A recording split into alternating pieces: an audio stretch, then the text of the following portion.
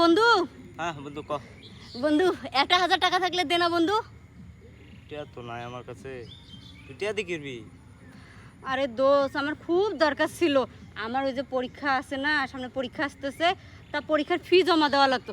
বন্ধু দে না বন্ধু, মাত্র 1000 টাকা দে বন্ধু। আমি তো কাজ করি না, আমি তো টিয়াটো দিই না, কেউ টিয়াটো দিছি না, পর্যন্ত টিয়াটো দিতে পারতাম না আমি। শালা তুই কি ভাবছিস রে? তোর কাছে আমি টাকা নেব?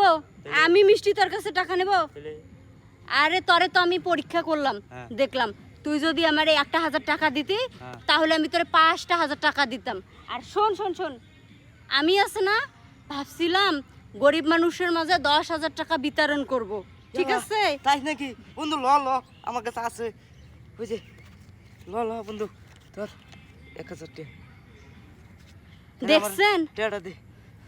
দেখছেন গাইজ, 1000 টাকা রাইখা ও কেমনে আমার সঙ্গে মিথ্যা কথা বললো। ওর কাছে বলে কোনো টাকা পয়সা নাই, আর ওর বলে মানুষের টাকা দেয় না।